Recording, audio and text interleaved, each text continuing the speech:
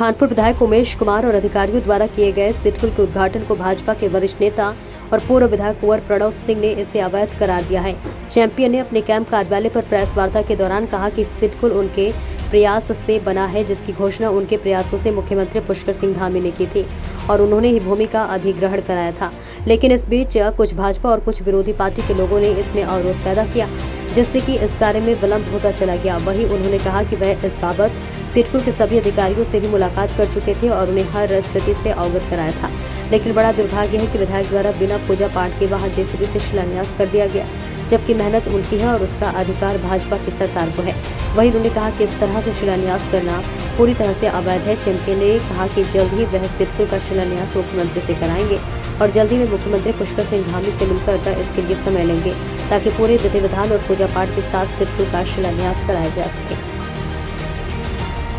हमने साहब अब से 7 साल पहले सपना देखा था कि अति पिछड़े खादर क्षेत्र में हम औद्योगिक क्षेत्र का विकास करके यहाँ के क्षेत्रीय युवाओं को जो बेरोजगार हैं उनको रोजगार का साधन मुहैया कराएंगे। जैसे मैंने सन 2007 में बिरला टायर उद्योग लगवाया था, आदरणीय नरेंद्र तिवारी जी से बहुत विनम्र आग्रह किया था 2006 में, और लगभग 10,000 युवाओं को नौकरियां यहाँ पे स्थानीय और बाहर वालों को मिली थी। हमारा चेष्टा ये थी कि कम से कम 70% व्यक्तियों को जो रोजगार मिले वो उत्तराखंड के निवासी हों। इसी बात को लेकर के खादर क्षेत्र का सिडकुल जो श्री कृष्णपुर अथवा खानपुर का सिडकुल है, उसके लिए हम प्रयासरत रहे। 2019 में हमने तत्कालीन मुख्यमंत्री त्रिवेंद्र सिंह रावत जी से लक्सर के कार्यक्रम में, जब वो सम्राट मीर भोज की मूर्ति का अनावरण करने आए थे, मुख्यमंत्री घोषणा खानपुर के सिडकुल की करा ली थी।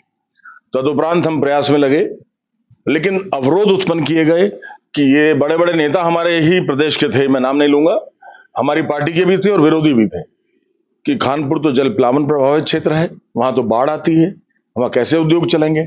IIT रुड़की को जहां सौंप दी गई, कई बार हम गए, हमने जांच को उसमें ठीक करवाया। तब जाकर के जब 2022 का विधानसभा चुनाव होना था, तो आचार संहिता जारी होने से मात्र एक दिन पूर्व हम बहुत आभारी हैं आदरणीय पुष्कर सिंह धामी जी मुख्यमंत्री जी के, कि हमारे आग्रह पर शासनादेश 2022 7 जनवरी को जारी किया गया। उसके बाद भी हम चुनाव ना जीते हों कोई बात नहीं, लेकिन युवाओं के सपने को साकार करने के लिए हम लगातार प्रयासरत रहे। और 2022 में भी मैं मुख्यमंत्री जी से मिला, मैंने कहा सिडकुल हेतु भूमि का अधिग्रहण किया जाए, अधिग्रहण के बाद भूमि की नौयत परिवर्तित की जाए। मैं पिछले वर्ष सिडकुल के MD श्री मीना और GM श्री राणा से जाकर के सिडकुल मुख्यालय में मिला और मैंने उनसे कहा कि भूमि का नौयत को परिवर्तित कर लिया गया है, इसके नक्शे बनाए जाएं और सरकार से धनराशि की डिमांड की जाए। वो सब कार्य पूरा हुआ और अब जाकर के सिडकुल जब पूर्ण हो गया है, तो वहां एक विधायक जी आए, उन्होंने JCB को बुला करके उसको सब पूजन बगैर पूजन किए ही वहां शुरू कर दिया। देखिए ये गलत बात है। देखिए हमने चेष्टा की है, मेहनत हमने की है 6-7 साल, ये सपना पूरा हुआ। कराए हुए काम का आप श्रेय लें, ये कुचेष्टा है, ये चेष्टा नहीं है।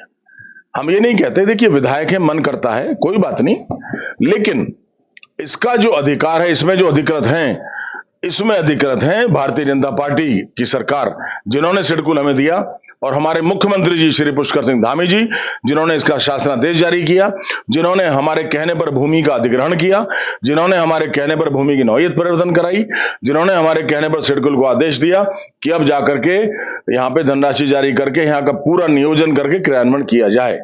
तो ये हमें धृष्टता लगी, इस तरह से अवैध है। वैधता वो होगी, शिलान्यास क्या होता है? शिला का न्यास, जब पत्थर की शिला पे मुख्यमंत्री जी का नाम लिखा जाएगा और वो लगेगी, जब भूमि पूजन होगा, क्योंकि भूमि पर ही तो उद्योग स्थापित होंगे, बगैर भूमि पूजन किए तो वैसे ही अवैध हो गया है वो। तो ये कल की कार्रवाई अवैध है। हम शीघ्र ही माननीय मुख्यमंत्री जी का कार्यक्रम लेंगे और उसमें सिडकुल का विधिवत शिलान्यास किया जाएगा और लोकार्पण भी